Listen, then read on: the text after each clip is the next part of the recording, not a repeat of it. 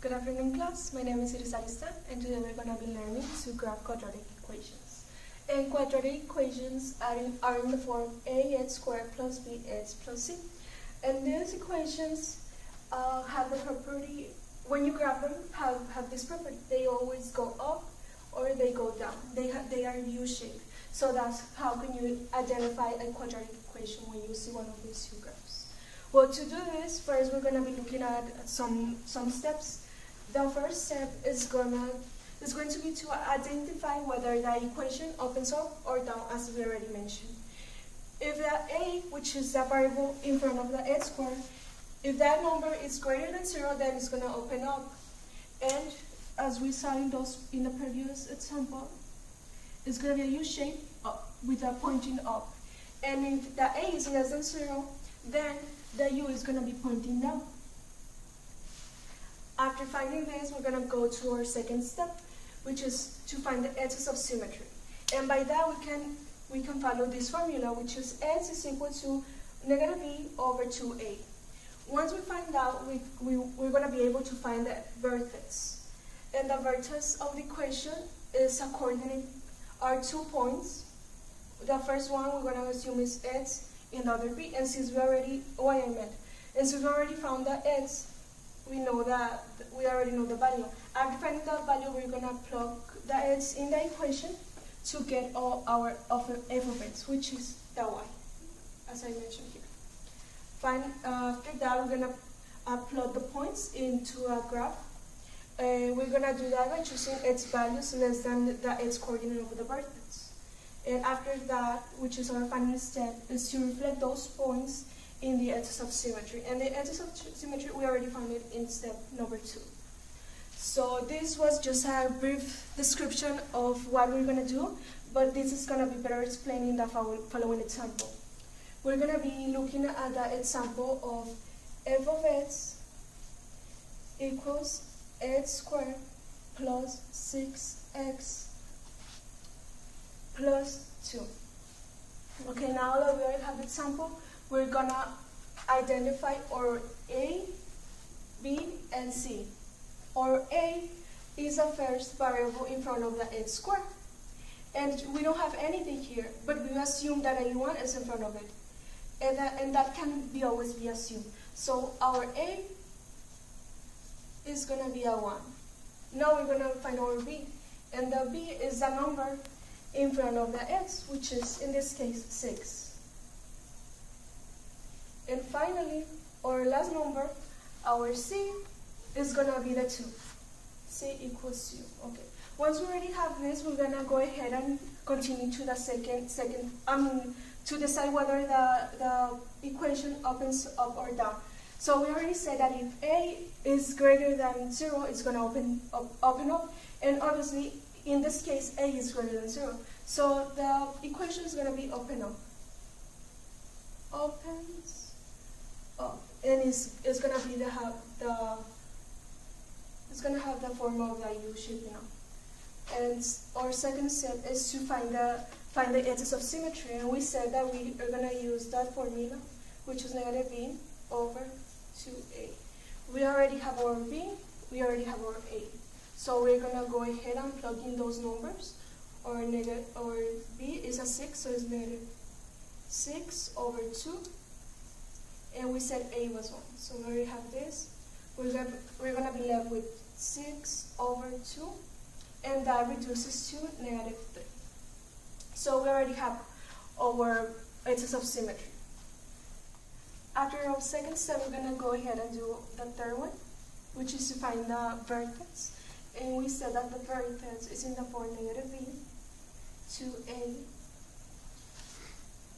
f of negative b to a. These are going to be our 2 points when we go ahead and graph the equation.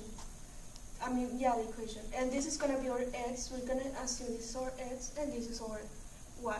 So we already said that x was negative 3. So we can go ahead and plug in the negative 3 here. Now we only are missing the y. And to find this y, we can go ahead and plug in the negative 3 into the x, because we already know that x is negative 3. So we can take this formula the equation, which is f of x is 3. So we have this. And we're going to be plugging in the negative 3 in every x that we see. So that's going to be negative 3 squared plus 6 negative 3 plus 2. Okay, now we can go ahead and simplify this number. And remember that when you have a negative times a negative, it's a positive. So this, since it's squared, it's going to turn into a positive, and 3 to the second power is going to be 9.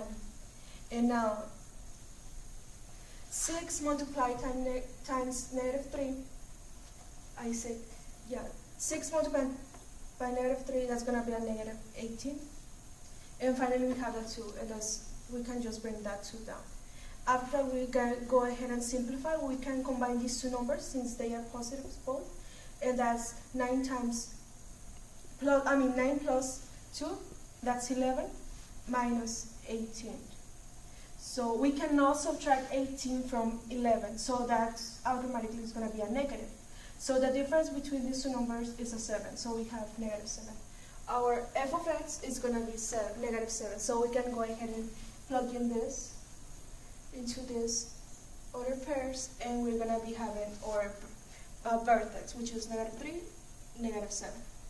Now that we already found this, we can go ahead and jump into step 4. And for step 4, we're going to be choosing values. We're going to be finding more points that we can plug in into the graph once we go there. So we're going to be choosing values less than our x, which is this. And we can go ahead and do bots to find numbers. This is going to be our x, and this our y.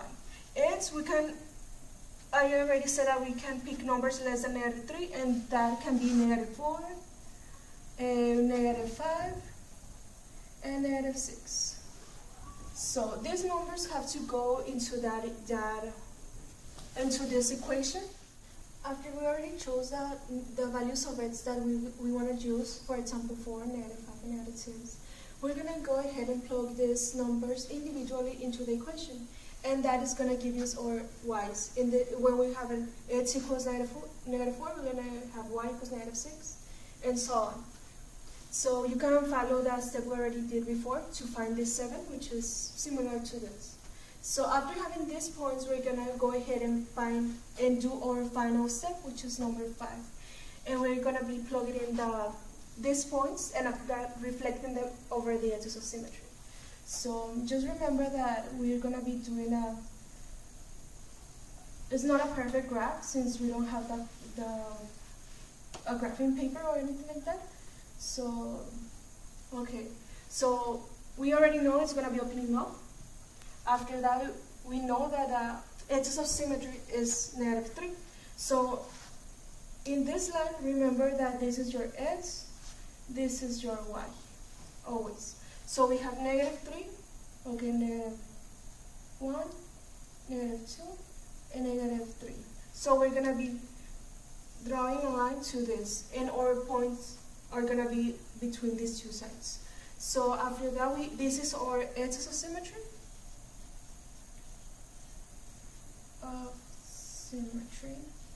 And that is x equals negative 3. X equals negative 3. So that's our line. After that, we're going to be plotting our vertex. We said it was negative 3, negative 7. So we're going to be looking for the points in the x, 3, so 3, and negative 7 in this line. So we have negative 1, negative 2, 3, 4, 5, 6, and 7. So the point is going to go around here. So that is our vertex. Vertex, which is 3, negative 7. Okay, after having this point, I'm going to erase this because we need more space. So we can go ahead and plug in these points. Now once we found in step 4. So we have that x is negative 4, and y is negative 6. So negative 4, negative 6, around here. Now our second is x equals negative 5,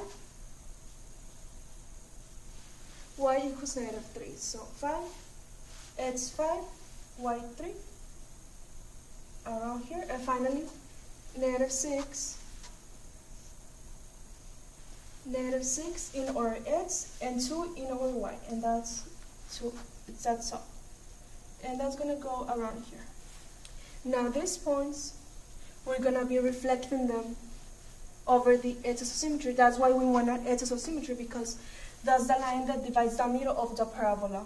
And the vertex, I forgot to mention, but the vertex is the maximum or minimum point of such parabola. In this case, it's going to be a minimum since it's opening up. So we reflect this around here. We reflect this. So after we have this, all we have to do is connect the dots. So we're going to connect them.